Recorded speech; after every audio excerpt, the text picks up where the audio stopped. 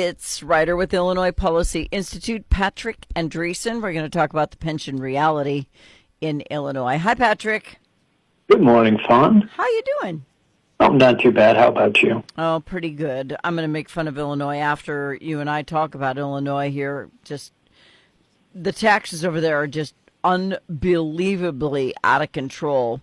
And when I read the email about how much the pensioners are in Illinois pensioners invest and what they get back, it's not feasible. It can't work. You're 100% right there. So keep in mind, this is the top of the top 50 state pensioners in Illinois. But most of these individuals are just investing about $333K over the course of their retirements. And in return, they're making about $8.47 million off their state retirement plan. That translates to about a $25 return for every $1 they invested during their 30-plus year careers. How did that happen? I mean, how does that happen? Who agreed to that? You know, it's a combination of issues, a combination of over-promising benefits that neither state employees nor taxpayers can afford, making predictions on returns for investments that are far too optimistic, and years of kicking the can down the road on issues like reform that would help make this more sustainable and make these pension systems more solvent. You know, 49 of these top 50 state pensioners are making enough money in retirement, mind you, to qualify for the top 5% of income earners in the state of Illinois today. Wow. And I know some rich people who live there, pro athletes and such. Oh, yeah. And I mean, there's a mix of people who are in this top 50. You've got, you know, professors from different schools. Most of them come from the state university's retirement system. But you also have a number of superintendents for school districts here in Illinois who are pulling down multi-million-dollar pensions despite contributing just a fraction of that. And then, to your point, the cost of that fall on taxpayers. Right. So somebody must have done the math at some point and thought that this was going to be a good idea. And I don't blame the pensioners. I don't blame them. They were promised something, and so they are entitled to it. It's not like you can now say, well, you don't get this money because there was an agreement. But there's got to be a jump now where you stop it.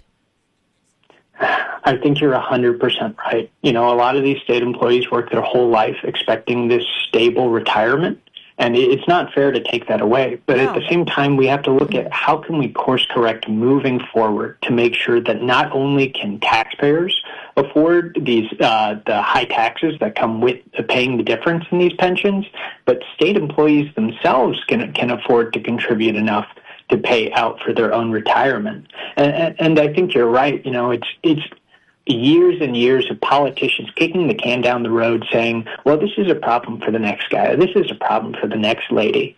And at the end of the day, you know, it's made Illinois the home to the nation's worst pension crisis, and it's left taxpayers on the hook for, well, the state estimates, nearly $144 billion in unfunded state pension liabilities. And yet they vote the same people in over and over and over. So the mentality of how to vote in an election is shocking to me. For the People's Republic of Illinois. I don't understand it. It took these people less than a year to pay out their entire pension. That's less than a year. That's insanity.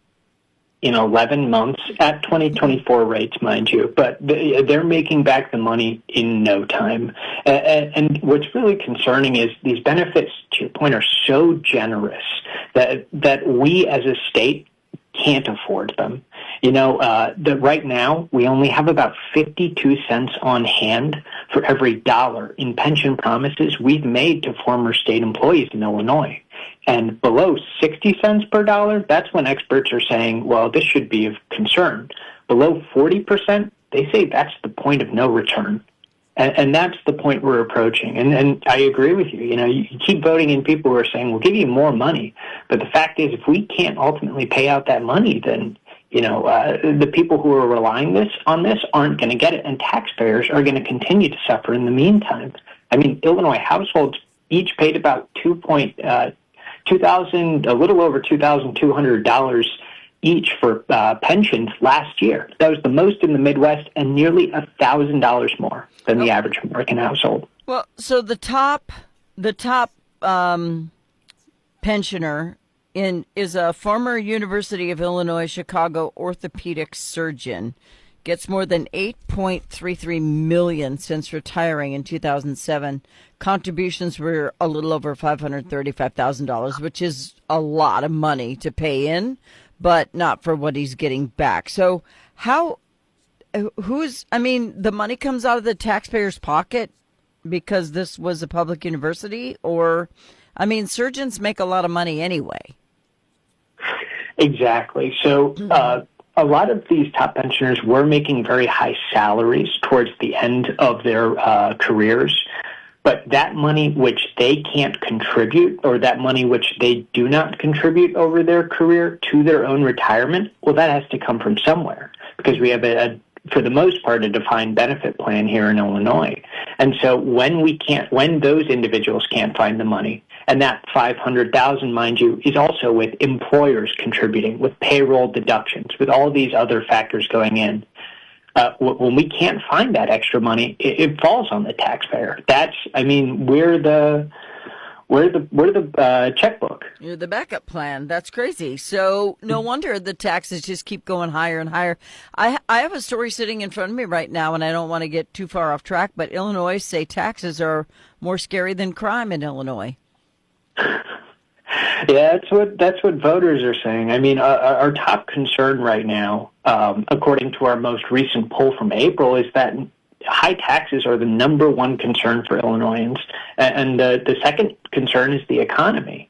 Right now, I think a lot of people are struggling to cover basic costs, and it's very difficult to look and see state employees who are pulling in these multi-million-dollar retirements and realize that not only am I paying for them to retire, but I have to put away money for myself. Yeah. And that's hard. Well, it's all Trump's fault, though. So, we can just throw it that way. So is there a politician in Illinois who's saying, let's pump the brakes, let's fix this?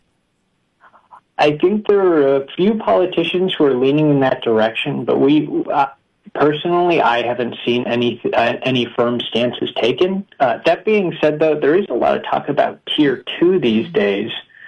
Tier 2 pensions, the sort of fix for Tier 1, which were more expensive, paid out more to state employees. And so there are a lot of conversations about how do we move forward on Tier 2. And I think some of those have been very positive. Lawmakers calling for actuarial analysis to figure out where we are, legal analysis to figure out, are we running afoul of Far Harbor laws? I think there's some positive movement, but that being said, what we really need is for politicians to take a hard stance and really address the pension issue before it gets even more out of hand. Yeah. And we've spoken with a number of townships, and they voted on non-binding referendums, 6 townships, saying we want constitutional pension reform. We want to look at right-sizing this problem. So, I think once state leaders really do start listening, that's when we'll start to see change. All right. We're out of time. Patrick Andreessen, writer with the Illinois Policy Institute. Thank you, sir. Thank you, Fawn. Bye-bye.